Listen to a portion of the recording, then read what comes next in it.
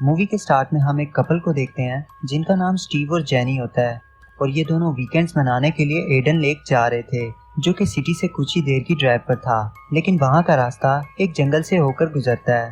थोड़ी देर में ये दोनों वहाँ पर आ जाते हैं और अपनी कार को पार्क कर देते हैं। तभी रास्ते में स्टीव और जेनी को एक बच्चा दिखाई देता है जिसका नाम एडम था। इसने अपने पास एक बोतल में कीड़े जमा करके रखे थे और ये डायरी पर कुछ लिख रहा था। जेनी इसके पास जाकर इससे बात करने की कोशिश करती है लेकिन वो उसकी किसी भी बात का कोई जवाब नहीं देता, जिसे देखकर दोनों को काफी अजीब लगता है। तो ये यहाँ से आगे चलते हुए लेक के पास आ जाते हैं। इन लोगों को यहाँ का व्यू काफी पसंद आता है और ये दोनों एंजॉय करने लगते हैं।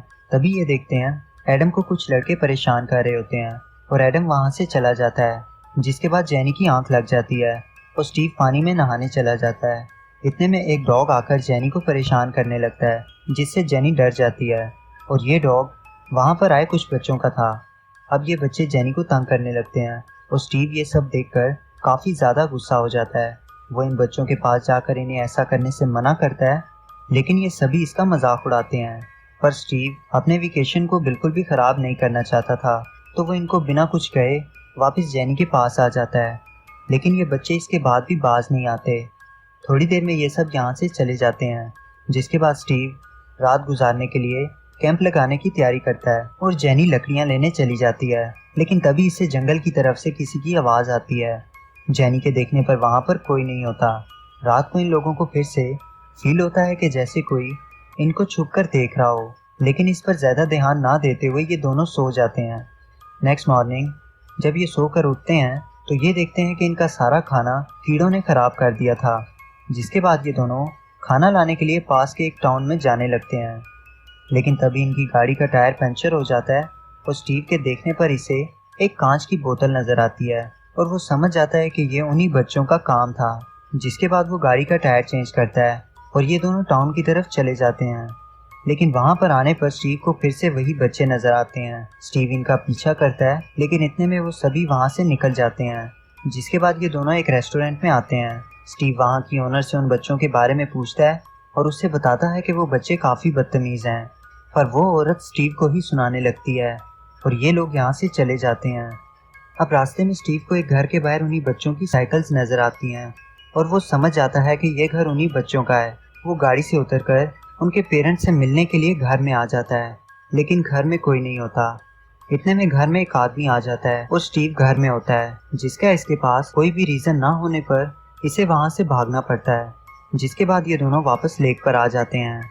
यहाँ आने के बाद स्टीव स्विमिंग करने चला जाता है और जेनी की आंख लग जाती है। जब स्टीव वापस आता है तो इनका एक बैग जिसमें गाड़ी की चाबी और इनका सेलफोन था वो गायब हो जाता है। काफ़ी देखने पर इन्हें वो बैग नहीं मिलता तो वो अपनी गाड़ी को देखने के लिए जाता है, लेकिन वहाँ से उसकी गाड़ी भी गायब थी। अब यहाँ पर इन्हें कुछ भी समझ नहीं आता तो ये लोग पैदल ही यहाँ से बाहर जाने लगते हैं। तभी स्टीव की कार से कोई इनका एक्सीडेंट करने की कोशिश करता है और स्टीव के देखने पर इसे गाड़ी में वही बच्चे नजर आते हैं और ये सब इनकी गाड़ी लेकर चले जाते हैं। स्टीव जेनी से कहता है कि अब इन लोगों को पैदल ही सिटी की तरफ जाना होगा। चलते चलते रात हो जाती है और इन्हें जंगल में वही बच्चे नजर आते हैं।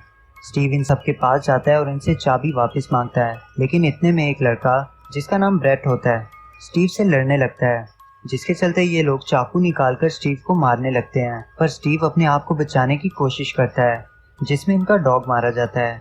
इतने में स्टीव गाड़ी की चाबी ले लेता है और ये दोनों वहाँ से भाग जाते हैं, पर इनकी गाड़ी एक जगह जाकर फंस जाती है। इतने में वो सभी इनके पास आ जाते हैं और इनकी गाड़ी को पत्थर मारने लगते हैं, जिससे इनकी गाड़ी का कांच टूट जाता है। स्टीव किसी तरह गाड़ी को वहाँ से निकाल लेता है, लेकिन सामने से कुछ भी दिखाई नहीं देता, जिससे इनका एक्सीडेंट हो जाता है और स्टीव यहाँ पर फंस जाता है।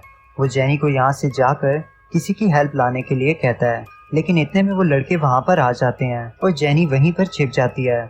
जिसके बाद वो लड़के स्टीव को अपने साथ ले जाते हैं।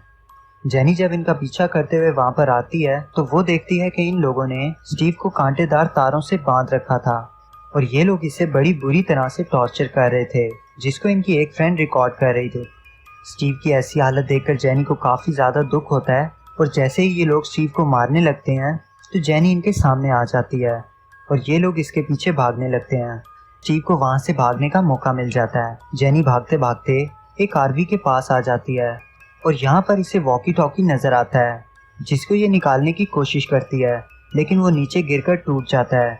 इतने में वो सभी बच्चे यहाँ पर आ जाते हैं और जेनी छिप जाती है। तभी ब्रैड को कॉल आती है और उसे पता चलता है कि स्टीव भी यहाँ से भाग चुका है। तो ये सब जल्दी से उसे ढूंढने के लिए जाते हैं। जेनी मौका देखकर यहाँ से भाग जाती है और तभी इसे रास्ते में स्टीव मिलता है, जिसके बाद ये दोनों एक कैबिन में छिप जाते हैं। पर वो बच्चे इनको ढूंढते हुए यहाँ पर भी आ जाते हैं, लेकिन अंदर आने पर इन लोगों को कोई भी नहीं मिलता। जेनी स्टीव को लेकर कैबिन के नीचे पानी में छुपी होती है, जिस वजह से ये लोग बच जाते हैं।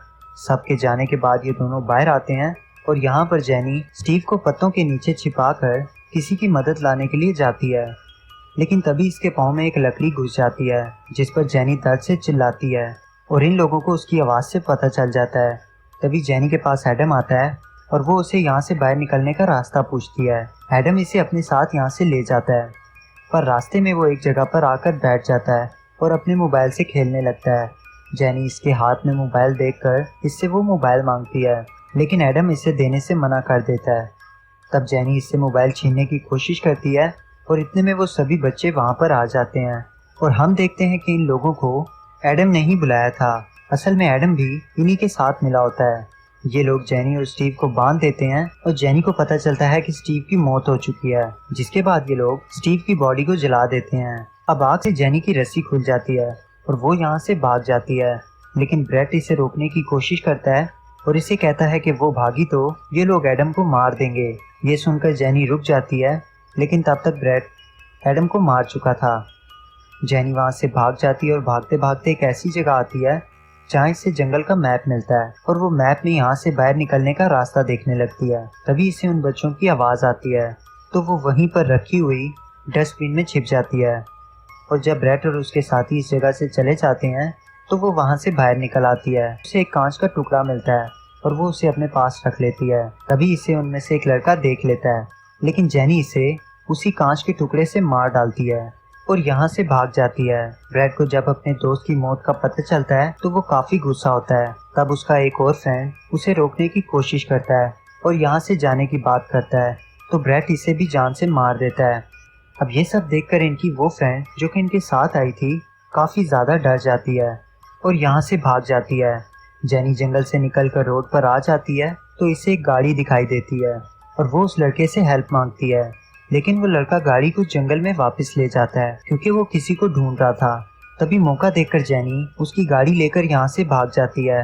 रास्ते में इसके सामने वही लड़की आती है, पर जेनी उसे भी गाड़ी से कुचलते हुए यहाँ से निकल जाती है और जंगल से बाहर आ जाती है।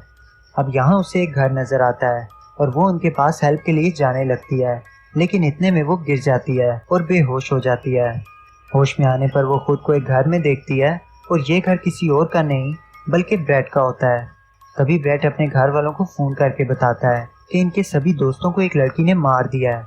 ब्रैड के डैड को जेनी पर शक होने लगता है तो वो इसके पास चला जाता है। जेनी इन लोगों से एम्बुलेंस बुलाने का कहती है, लेकिन कोई भी एम्बुलेंस को नहीं बुलाता। यहाँ पर जेनी समझ जाती है कि ये ब्रैड का ही घर है, तो वो खुद को बाथरूम में लॉक कर लेती है। इतने में ब्रैड के डैड दरवाजा तोड़कर जेनी को बाहर निकालते हैं और ब्रैड को यहाँ पर देखकर जेनी शॉक हो जाती है। जेनी इसके घर वालों को सब कुछ बताती है, लेकिन इसकी बात का कोई भी यकीन नहीं करता। ब्रैड अपने डैड को बताता है कि स्टीव और जेनी ने मिलकर इसके दोस्तों को मार दिया है, जिस पर उसका डैड उसे ऊपर भेज देता है और जेनी को वॉशरूम में ले जाता है और ये लोग जेनी को भी मार देते हैं। जिसके बाद ब्रैड अपनी फ्रेंड के मोबाइल से वो वीडियोस डिलीट कर देता है जिसमें वो स्टीव को टॉर्चर कर रहा था। और इसी कमीनेपन के साथ ये मूवी